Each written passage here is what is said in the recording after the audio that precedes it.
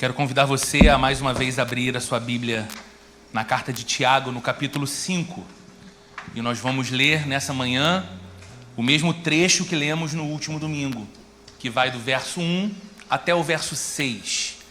Desde o mês de maio desse ano, nós estamos refletindo, domingo após domingo aqui, na mensagem dessa carta de Tiago, escrita no Novo Testamento. Nós temos chamado essa série de reflexões de um guia prático para uma fé real. Isso porque a gente identifica, na nossa aproximação com o texto, o quanto a Bíblia de fato nos aponta um caminho prático. O quanto a Bíblia vai nos ensinar que fé é muito mais do que algo que eu guardo dentro de mim e afirmo possuir, mas é algo que me possui, de modo que estrutura a maneira como eu penso, como eu falo, como eu trato as pessoas, como eu me movimento na vida. E tem sido de fato um tempo muito rico para nós como igreja poder refletir com calma nesse texto tão especial. E esse trecho em específico nós iniciamos no domingo passado. A primeira parte da exposição desse trecho nós chamamos a mensagem de riquezas. Hoje nós continuamos com a segunda parte e a gente conclui a exposição desse trecho no próximo domingo. Então eu quero, nesse domingo, poder dar sequência à exposição do que nós iniciamos no domingo passado. Para isso eu te convido a ler comigo Tiago, no capítulo 5, do versículo 1 até o versículo 6. Diz assim a palavra de Deus: ouçam agora vocês, ricos, chorem e lamentem-se, tendo em vista a desgraça que virá sobre vocês. A riqueza de vocês apodreceu, e as traças corroeram as suas roupas. O ouro e a prata de vocês enferrujaram, e a ferrugem deles testemunhará contra vocês, e como fogo devorará a sua carne. Vocês acumularam bens nestes últimos dias. Vejam, o salário dos trabalhadores que ceifaram os seus campos e que vocês retiveram com fraude está clamando contra vocês. O lamento dos ceifeiros chegou aos ouvidos do Senhor dos Exércitos. Vocês viveram luxuosamente na terra, desfrutando prazeres e fartaram-se de comida em dia de abate. Vocês têm condenado e matado o justo sem que ele ofereça resistência. Senhor, o nosso coração está aberto diante da tua palavra e nós pedimos, pela operação do teu Espírito Santo, que nos permita ouvir a tua voz, reconhecer a tua vontade e modelar mais uma vez, Senhor, a nossa vida segundo o teu querer, instruídos pela tua palavra. Ensina-nos a respeito de um tema tão difícil, tão presente em nosso tempo e tão espinhoso para tantos de nós. Ensina-nos como o Senhor lida, como o Senhor encara e como o Senhor espera que lidemos e encaramos as riquezas nessa vida. E a maneira como elas estabelecem a forma como lidamos com as pessoas, como tratamos as pessoas, como avaliamos as pessoas. Ajuda-nos, Senhor, a termos em mais um domingo o caráter moldado segundo o teu querer e para a tua glória. Em nome de Jesus. Amém. Na semana passada, no último domingo, nós vimos a primeira resposta para uma pergunta que eu disse que seria a pergunta norteadora da nossa reflexão para esse trecho da carta de Tiago. A pergunta é esta: por que os ricos, para quem Tiago dirige estas palavras que acabamos de ler, devem chorar? Porque ele começa dizendo enfaticamente isso, né? Ouçam agora vocês ricos, chorem e lamentem-se, tendo em vista a desgraça que virá sobre vocês. E nós vimos, à luz do texto, que eles devem chorar justamente por conta desse juízo, dessa desgraça que Tiago chama, que está reservada para eles no dia do juízo, no dia do encontro com o Senhor. E por que esse dia reserva uma desgraça sobre estes ricos opressores que Tiago escreve aqui? Porque eles foram acumuladores de bens. Eles foram pessoas que colocaram o seu valor e as suas esperanças em suas posses. E não foram responsáveis diante de Deus pelas coisas que o próprio Deus colocava em suas mãos. Então, ao invés de reconhecerem-se como pessoas abençoadas, que receberam de Deus não apenas a fartura, mas a responsabilidade pela abundância que tinham nas mãos, para viverem então para a glória de Deus e para o bem do próximo, eles decidiram se tornar acumuladores de bens. De modo que eles se tornaram pessoas não apenas detentoras de patrimônio, mas passaram a ser pessoas possuídas pelos seus patrimônios. Elas já não eram mais donas de suas riquezas. As riquezas se tornaram donas de quem elas eram, desconfigurando a sua vida, comprometendo a sua humanidade. Nós aprendemos assim, no último domingo, que como discípulos de Jesus, é claro que esse texto, para os que são ricos, os ricos não cristãos, que Tiago diz aqui, esse texto é uma sentença.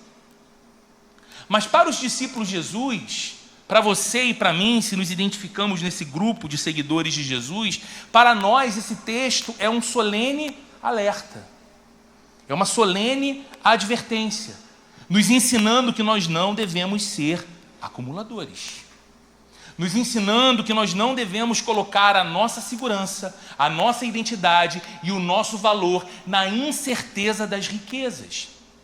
Nos lembrando que nós precisamos ser pessoas que entendem que Deus pode colocar recursos em nossas mãos e nos tornar responsáveis por aquilo que Ele mesmo colocou em nossas mãos, de modo que aquilo que possuímos glorifique ao nome dEle e seja um instrumento dEle para o bem de outras pessoas, para a expressão do amor e do cuidado e da generosidade dEle para outras pessoas, de tomarmos o cuidado de não nos tornarmos pessoas desfiguradas, que são possuídas pelas suas riquezas, possuídas pelas suas posses, possuídas pelos seus patrimônios. Hoje, com o auxílio do Espírito Santo, nós vamos considerar a segunda resposta para essa pergunta. Lembra da pergunta? Por que que os ricos, para quem Tiago dirige estas palavras que nós lemos, devem chorar? A primeira resposta é: eles devem chorar em virtude da desgraça que virá sobre eles no dia do juízo. A segunda resposta é esta: eles devem chorar porque no dia do juízo haverá guerra. Olha o que diz o texto no verso 4. Vejam, diz Tiago, o salário dos trabalhadores que ceifaram os seus campos e que vocês retiveram com fraude está clamando contra vocês. O lamento dos ceifeiros chegou aos ouvidos do Senhor dos Exércitos. Perceba uma coisa, Tiago começa esse trecho de sua carta dizendo: ouçam. Agora ele muda o seu apelo e diz: vejam. Ele convida os seus leitores e a nós para que contemplem uma cena. Ele nos leva para um lugar e para uma imagem. Ele nos convida para uma fazenda, para um grande campo aberto, tão claro e tão aberto que ninguém é capaz de se esconder naquela terra. Do lado de dentro dessa fazenda, do lado de dentro dessa grande porção de terra, os armazéns estão abarrotados de grãos. Não é apenas uma fazenda muito grande, é uma fazenda muito próspera, é uma fazenda muito rica. Os seus donos, os ricos donos daquelas terras, ficaram ainda mais ricos depois da colheita. Os armazéns transbordam. Eles não têm apenas muita terra, eles têm muita terra e muitos bens armazenados em sua terra. Mas a cena que Tiago nos convida a olhar não é apenas uma cena de abundância e de fartura. Porque se do lado de dentro da fazenda é isso que a gente vê, do lado de fora, os mesmos trabalhadores que ceifaram os campos, os mesmos trabalhadores que armazenaram os grãos, que amarraram os feixes, os mesmos trabalhadores do lado de fora da terra tão farta da fazenda morrem de fome. E não, eles não morrem de fome porque são preguiçosos. Eles não estão passando fome porque são parasitas do Estado, esperando um cartão assistencial do Estado a eles, mas porque, segundo Tiago, eles foram roubados por aqueles que os contrataram para trabalhar. Essa cena que Tiago leva a gente a olhar nos mostra homens ricos que não cumpriram o mandamento bíblico de fazer pagamento justo e imediato ao trabalhador. Você vai para a lei de Moisés, lá no Pentateuco, especialmente Êxodo, Levítico e Deuteronômio. Você vê diversas passagens em que Deus dá a instrução ao seu povo, dizendo que o trabalhador deve receber dignamente, justamente, pelo seu trabalho e no dia trabalhado. Era um mandamento presente, era uma consciência estabelecida para aquela cultura. Mas estes homens muito ricos e muito prósperos, donos de grandes terras, querendo acumular cada vez mais e tornarem-se assim ainda mais ricos, fraudaram o salário daqueles que trabalharam para eles. A família desses trabalhadores dependia da renda diária. Atrasos no pagamento significava que não haveria comida na mesa. Significava que o coração daquele que trabalhou seria visitado por profunda angústia. A sua alma ficaria aflita, porque ele não teria, para sua surpresa, o que levar para os seus ao final de um dia de trabalho. E lembrem-se, Tiago está muito provavelmente escrevendo aqui, falando de ricos que exploravam pobres cristãos. Então imagine nessa cena para onde Tiago nos leva, que talvez esses homens, chamados aqui no texto de ceifeiros, enquanto trabalhavam, enquanto colhiam os grãos, enquanto levavam aos armazéns, quem sabe eles faziam isso louvando a Deus. Louvando a Deus pela saúde que os permitia trabalhar, louvando a Deus pela obra salvadora de Jesus, o seu Senhor e o seu Rei, sendo gratos a Deus pelo privilégio de terem vigor para produzir durante o dia e ao final do dia levar provisão para sua casa. Agora imaginem esses mesmos corações desses homens que temiam a Deus, embora pobres, ao final de um dia esperando o pagamento, ouvindo um não como resposta. E tendo de voltar para casa, quem sabe não com uma canção alegre a Deus, mas com um lamento, um choro, um grito que vinha do fundo do seu coração, por conta daquilo que faltava para eles e para os seus. De acordo com esse texto, a despeito dessa aflição, os seus patrões decidiram ficar mais ricos enquanto roubavam deles aquilo que era direito deles. Os seus ricos patrões subiam na vida, se destacavam cada vez mais, acumulavam cada vez mais recursos, enquanto empurravam os outros para baixo, na direção da miséria e da escassez. Eu sei que é um exemplo impróprio, e ele não estava anotado aqui, mas acabou de me vir à mente uma lembrança remota da adolescência, quando uma das canções que viralizaram do axé dizia que o rico cada vez fica mais rico e o pobre cada vez fica mais pobre, e o motivo todo mundo já conhece: o de cima sobe e o de baixo desce. E era o que estava acontecendo aqui. Esses homens que encontravam nas suas riquezas a sua identidade e o seu valor, precisavam de cada vez mais, ainda que isso custasse o direito do outro. E eles faziam isso com uma certa naturalidade, e durante todo o tempo eles pensam que ninguém está vendo aquilo. Ou, mesmo que veja, que ninguém se importa, afinal de contas se trata de gente insignificante aos olhos de muito. Eu estou num padrão social e os meus pares se encontram num padrão social que nós não temos tempo nem coração para olhar para ceifeiros do campo. Nós não temos tempo nem coração para ficarmos preocupados com os aspectos da vida de gente assim tão distante da nossa realidade econômica e social. E eles faziam: ninguém se importa, ninguém vai ver. É interessante porque isso lembra alguns políticos do nosso país que acreditam que ninguém nunca vai descobrir o que eles tramam a portas fechadas, né? Ou que ninguém se importa, porque qual o motivo, qual o problema da gente continuar enriquecendo enquanto a gente vai desviar a verba da merenda das escolas? E os filhos dos pobres vão ter que sair mais cedo da escola e sem a nutrição adequada, porque alguns decidiram enriquecer mais às custas daquilo que era do outro. Que importa se na emergência não vai ter medicamento? Que importa se não vai ter médico atendendo? Ai de vocês, é como se Tiago dissesse, porque o lamento dos ceifeiros chegou aos ouvidos do Senhor dos Exércitos. Ai de vocês. Porque o que vocês pensam que ninguém vê, ou que ninguém se importa, o choro que vocês pensam que ninguém ouve, e a palavra aqui traduzida na nossa Bíblia como lamento, o lamento dos ceifeiros, no original, ela traz um sentido de grito de dor mesmo.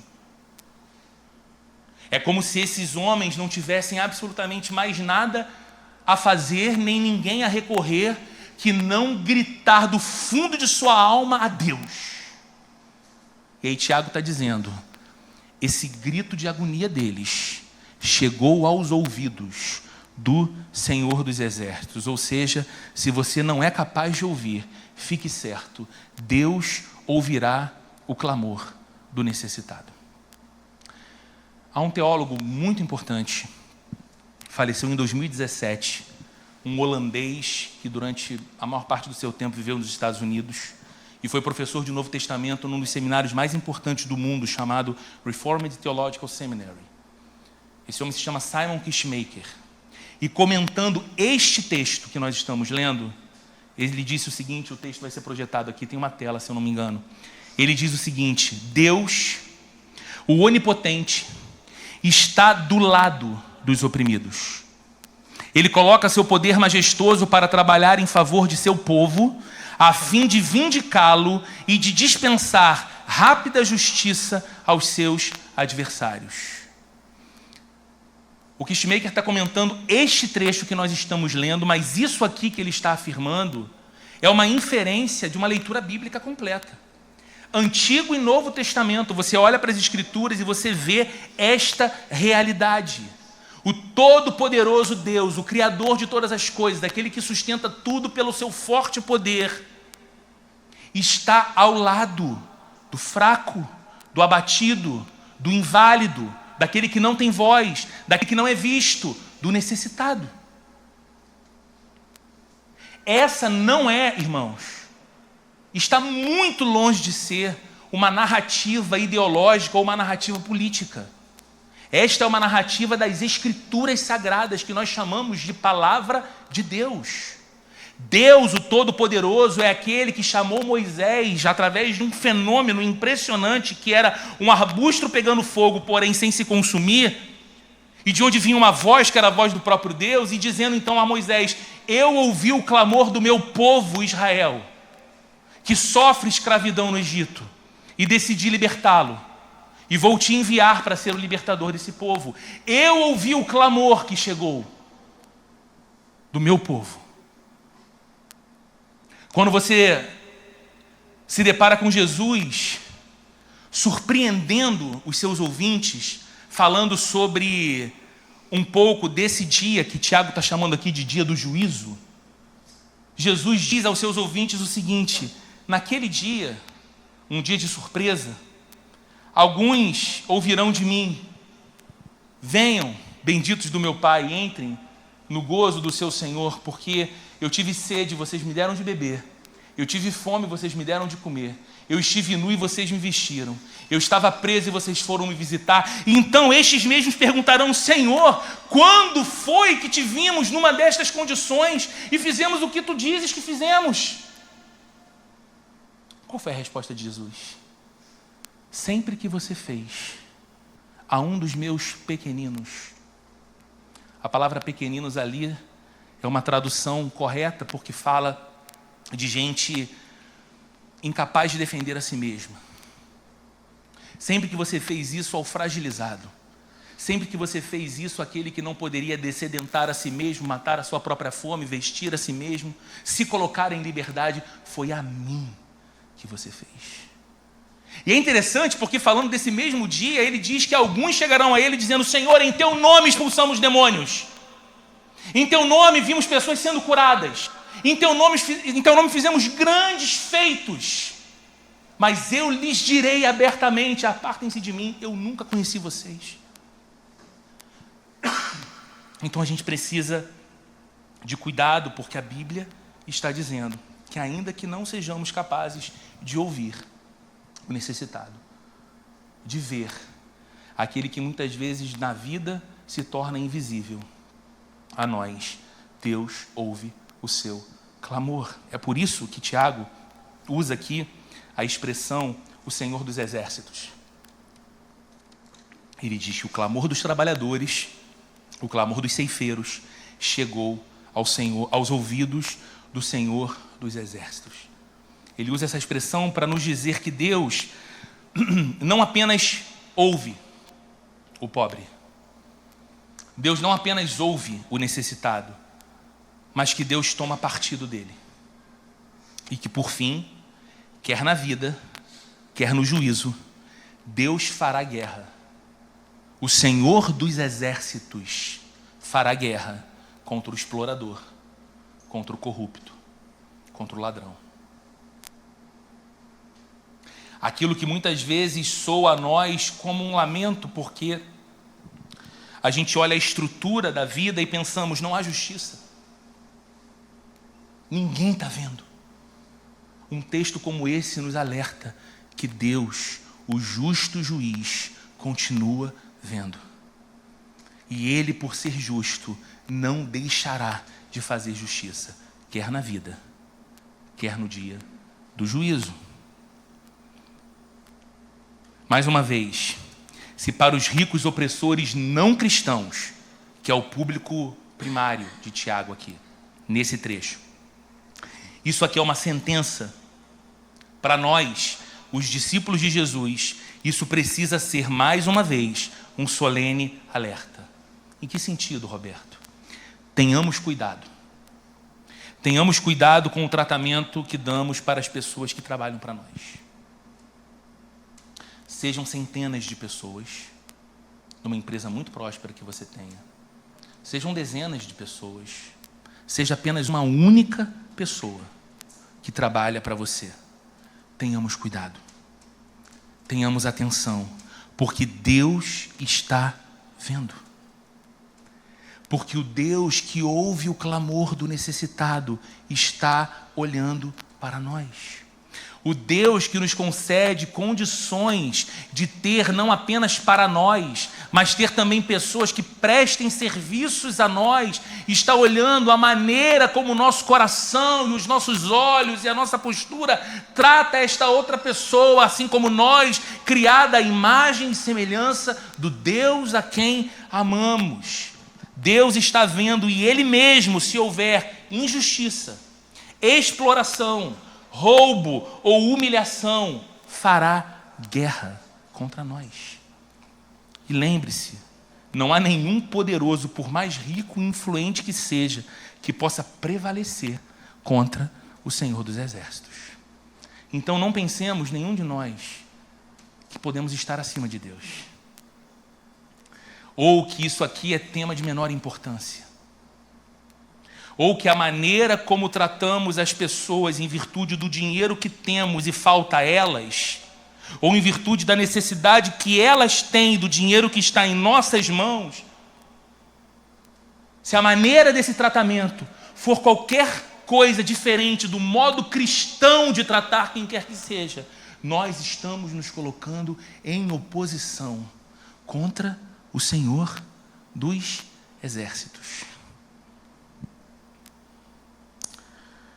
E aos cristãos esmagados, os cristãos que sofrem nas mãos de pessoas más, pessoas injustas, pessoas inescrupulosas, pessoas que perseguem, pessoas corruptas, pessoas aparentemente tão poderosas que ninguém muda o que elas fazem e o modo como elas agem, Aos cristãos assim, esmagados pelas circunstâncias da vida, esse texto nos dá um outro alerta solene e importante.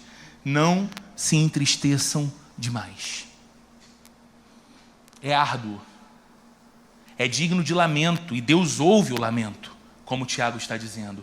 Mas não se entristeça demoradamente, porque Deus, o justo juiz, está vendo o que se passa com você.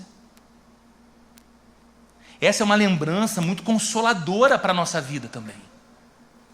Porque o texto está dizendo que aquilo que pode passar completamente fora da percepção dos demais seres humanos não deixa de ser visto pelo justo juiz do universo. Deus está vendo o que é feito com você, ou o que é feito contra você. Ele escuta o seu clamor e ele não está indiferente ao que você tem passado. Deus não está indiferente ao que você tem vivido. Deus não está de costas para a sua realidade circunstancial do momento, como se ela fosse menos importante para Ele. E mais do que isso, se em virtude das circunstâncias difíceis da vida, você chegar ao ponto de duvidar de que por fim o Senhor lutará por você.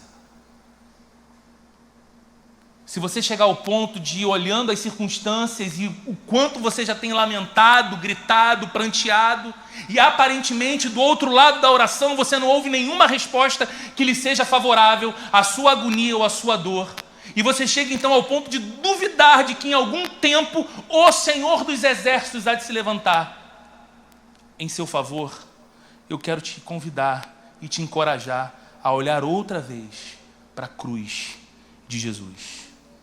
Cruz que nós tanto cantamos e falamos hoje em virtude da ceia. Lembre-se que o Senhor subiu na cruz para fazer guerra. Jesus subiu na cruz para fazer guerra contra o diabo, contra o pecado e contra a morte. Ele morreu na cruz. E ao terceiro dia, tendo aparentemente perdido a guerra, porque ele vai à cruz para guerrear, e aparentemente ele perde a sua vida. E passam-se 3 dias. Então aparentemente a guerra toda foi perdida. Mas o que acontece naquele domingo pela manhã? Ele ressuscita dentre os mortos. E ressuscita em glória para se revelar o campeão do Evangelho. Ele ressuscita para atestar ser verdadeira toda a proclamação daquilo que nós chamamos de Evangelho, que é o sentido e o fundamento da nossa vida. Queridos, isso é tão grande. Olhar para a cruz e ver o Salvador morrendo por você ali, fazendo guerra contra a morte, eliminando do nosso coração o medo definitivo com relação à morte, como dizia um antigo teólogo do passado, a morte morreu na morte de Cristo. O seu pavor sobre nós não é mais uma realidade, porque nós sabemos que ela não é a sentença final, pelo contrário, ela é a porta que nos levará para a eternidade com o Senhor. Cremos nisso visceralmente. Quando olhamos para a cruz e quando olhamos para o túmulo vazio, sabendo que Jesus ressuscitou em glória, que está sentado à direita de Deus o Pai, governando, e que voltará em glória para estabelecer em definitivo e de modo concreto o seu reino entre os homens. Quando olhamos para isso, tudo isso é tão grande, que Paulo chega ao ponto de dizer em Romanos, no capítulo 8, verso 31, as seguintes palavras: que diremos, pois, diante destas coisas? O que diremos, pois, diante destas coisas? Que coisas, Paulo? Estas coisas do Evangelho. O que diremos, pois, diante desta verdade, de que o eterno Deus esvaziou-se de sua glória, humilhou-se ao ponto de ser achado em forma humana, nasceu como um frágil bebê, não havia lugar para o seu nascimento, foi colocado numa manjedoura, numa estrebaria, num lugar de alimento de animais, viveu em invisível humildade entre os homens, em singeleza, aprendeu um ofício, foi chegar à publicidade do seu ministério aos 30 anos de idade, para ser crucificado aos 33, sem cometer um pecado sequer, se colocou no lugar dos pecadores, sofreu na mão dos pecadores, foi aviltado, achincalhado, ofendido, cuspido, ferido. E diz Isaías em sua profecia, como ovelha muda diante dos seus tosqueadores, ele não abriu a boca. Paulo escrevendo diz em sua carta, ele foi fiel e obediente até a morte, morte de cruz. Mas esse mesmo Cristo foi exaltado. Vivo está, reina em glória. E Paulo está perguntando, o que diremos, pois, diante destas coisas? Se isso tudo é uma realidade mais do que música, se isso tudo é uma realidade mais do que um texto que a gente lê e depois esquece do que leu, mas se isso é o centro da nossa fé, se isso é verdade que define quem nós somos, se Deus nos ama a esse ponto, o que nós diremos diante destas coisas? Se Deus é por nós, diz Paulo, quem será contra nós? Se o Senhor dos exércitos é por nós, quem será contra nós? Irmãos, que se unam todos os poderosos da terra. Que se juntem os mais poderosos demônios do inferno.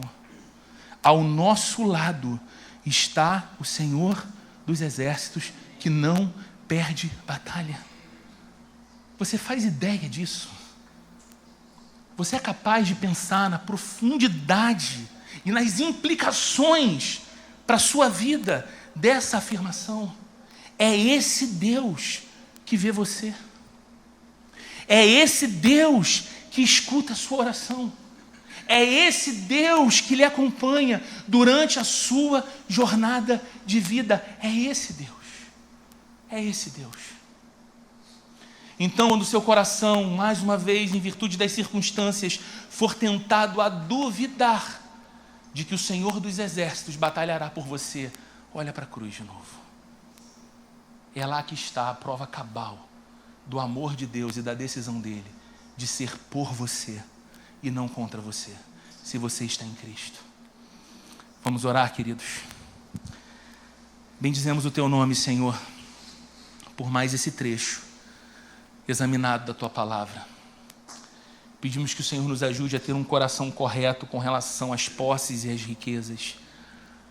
Nós não queremos demonizá-las, porque o Senhor não faz isso em sua palavra. A abundância dos recursos são, sem sombra de dúvidas, sem sombra de dúvidas, dádiva do Senhor.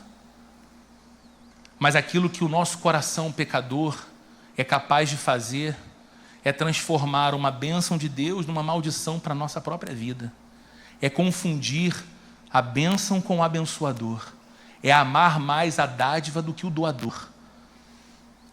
É encontrar a nossa identidade, o nosso valor e a nossa segurança nas coisas que o Senhor nos dá e não em quem o Senhor é na nossa vida. Então nos ajuda, Senhor. Nos ajuda a não ser o tipo de gente que, tendo tanto, apenas acumula para si, ao invés de generosamente compartilhar o que tem.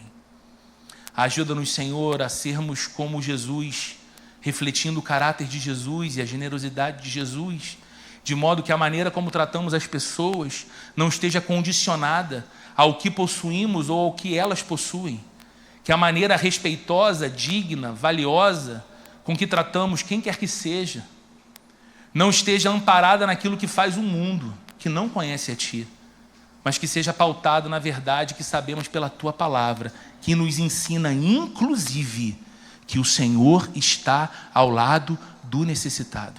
Foi nessa mesma carta, Senhor, de Tiago, que nós aprendemos já algumas semanas atrás, como a Tua palavra diz aqui, que a verdadeira religião para com Deus é cuidar dos órfãos e das viúvas em suas necessidades e manter-se incontaminado desse mundo.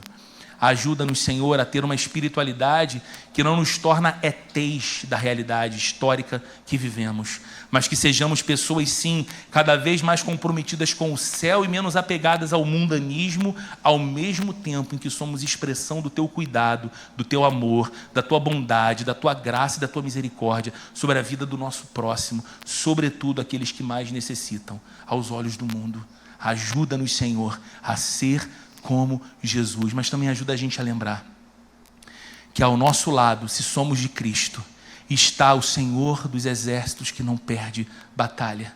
Se nós temos sido, em alguma circunstância, as vítimas da injustiça, da exploração, da humilhação, da sonegação, do olhar altivo, prepotente, do roubo, Senhor, a nossa justiça está em Ti.